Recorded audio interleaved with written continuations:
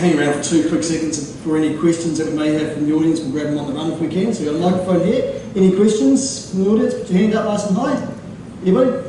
Mark, I want to kick off because I've got one, which is why I've hijacked you actually. I spent a lot of time last week with Aramax. Aramax, the career company out of the Middle East, and his son and his leadership team. And one of the interesting comments over dinner he said to me was, they're no longer a career company. In fact, they're no longer a transport company. What they are is a technology company. Do you subscribe to that view when you talk about some of this omnichannel retail? Yes, I would. I think that the role that technology has to play in our supply chains is probably on multiple dimensions. First of all, on the customer side, as we've just looked at, right? So the all-pervasive technology that enables people to do this online shopping and surfing and instantaneous price comparison, and whilst you're there in the store you can find out how much it is 100 yards away. I mean, that's a whole enabler of what we're doing.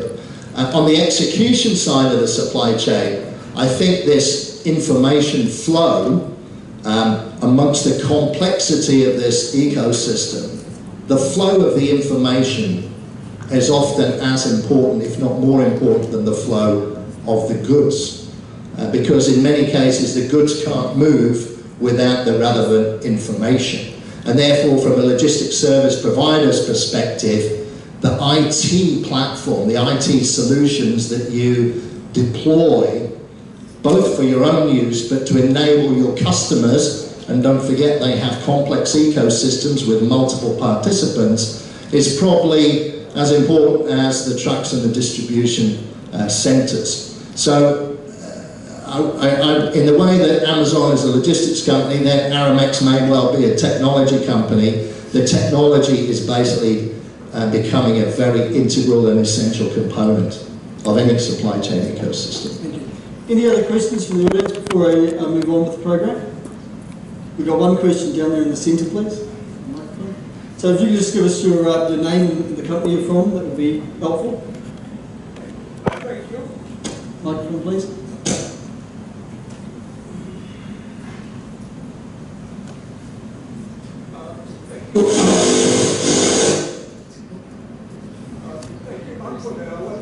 We're just going to get you, we're just going to get your replacement microphone coming down here quickly.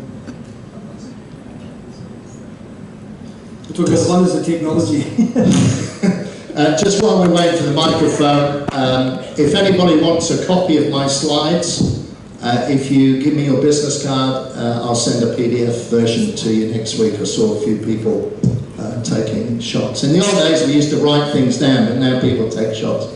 I'm very liberal with my slides, so if I have your business card, you will get my slides whether you want them or not. So, thank you, Mark. Thank you for the excellent presentation.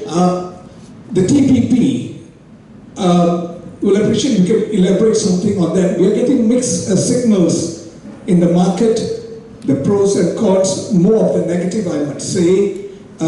What's your take on that? Thank you. Okay, thanks for the question. First of all, one of the experts on this topic is sitting on my right here and will be speaking next. I think your topic, Deborah, is the AEC, but and TPP. So I'm sure you'll include the TPP, which is now been signed. I think it depends where you are, sir, and what perspective you're looking at it in. There will be winners, perceived winners and losers with any of these agreements. I think the interesting thing about the TPP is it's a lot broader and a lot deeper than many of the free trade agreements thus far. It is also quite large, embracing in the economies that are part of it, as you saw from the chart, including the United States, Japan, who were not part of the original discussions but joined up part way through. It's probably also significant in that it does not include China. So I think there are a number of developments. Like all these things, it will unfold over time.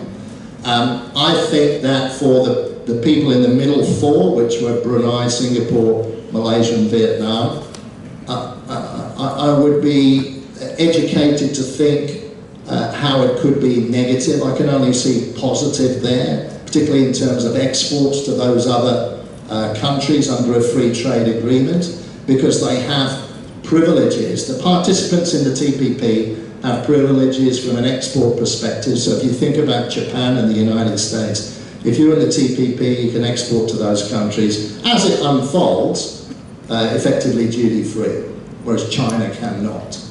So I would see potential for a lot of products currently being sourced from China to be sourced from those other areas, which would include Malaysia, Vietnam, and well, maybe not Singapore from a manufacturing perspective, but from a services perspective.